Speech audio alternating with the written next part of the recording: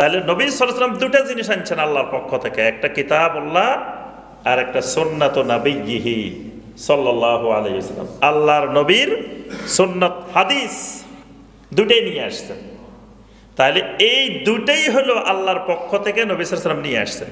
তাহলে কোরআনে কারিমে এবং সহিহ হাদিসের মধ্যে যা পাওয়া যাবে তার কোনো একটা জিনিস যদি কেউ অস্বীকার করে, অপছন্দ করে, ঘৃণা করে, শত্রুতা করে, বিদ্বেষ পোষণ করে, তার ঈমান ভেঙে যাবে।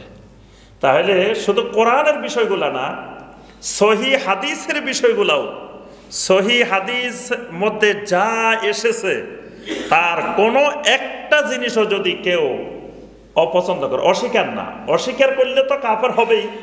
অস্বীকার করে না, স্বীকার করে, কিন্তু জিনিসটা তার কাছে ভালো লাগে না, অপছন্দ করে। যেমন ধরেন কোরআনে কারিমে পর্দার বিধান আসছে, হেজাবের বিধান আসছে, পর্দার বিধান কোরআনে আসছে। এখন সে পর্দার বিধান তার কাছে ভালো লাগে না, কয় না এটা কেমন কেমন মনে হয়, এইভাবে আধুনিক যুগে, সভ্যতার যুগে এইভাবে মুখ ডেকে রাখা, এইভাবে আপনার এই পর্দা মেনটেন করা, এটা ভালো লাগে না। মানে তার অন্তরে এটা মেনে নিতে পারে না, কিন্তু বাহ্যিকভাবে সে বলতেও পারে না। বললে মানুষ কবে যে মোরতাদ হয়ে গেছে, মানুষ বলবে মোরতাদ বা ইসলাম বিরোধী কথা বলছে, এই জন্য ভয় বলতেও পারে না, কিন্তু ভিতরে ভিতরে এটাকে পছন্দ করে না। আবার দাড়ি শরীয়তের একটা বিধান, নবী সাল্লাল্লাহু আলাইহি সাল্লামের সহিহ হাদিস দ্বারা দাড়ি রাখার বিধান প্রমাণিত। নবী সাল্লাল্লাহু আলাইহি ওয়াসাল্লাম উম্মতকে নির্দেশ দিয়েছেন, দাড়িকে ক্ষমা করো, ওয়াফুল লিহা, দাড়িকে ছেড়ে দাও, ক্ষমা করো।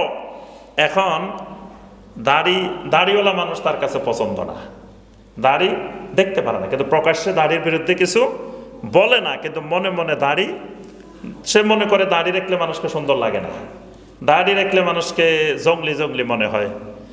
এবং এটা সুন্দরভাবে আরো বোঝা যায়, সে যখন মেয়ের বিয়ের জন্য আসে, দাড়িওয়ালা ছেলে সে পছন্দ করে না। তার অর্থ হইল সে দাড়িকে মূলত অন্তর থেকে পছন্দ করে না, ভালোবাসে না, তার ঈমান নাই।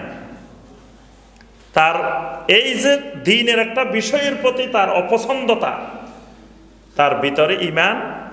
ঠিক একইভাবে প্রত্যেকটা বিষয়, ছোট্ট একটা বিষয় দ্বীনের, সেটাও যদি তার মনে একটু অপছন্দ, ঘৃণা সৃষ্টি হয়, মেসওয়াক করা, সে মেসওয়াকটা ভালো লাগে না, মেসওয়াক করাকে পছন্দ করে না, তার ঈমান নেই, ঈমান ভেঙে গেছে। এইভাবে আল্লাহর দ্বীনের যে কোনো একটা বিষয়, সেটা সুন্নত হোক, ফরজ হোক, নফল হোক, ওয়াজিব হোক, কেউ যদি অন্তরে সেটাকে অপছন্দ করে, তার ঈমান ভেঙে যাবে।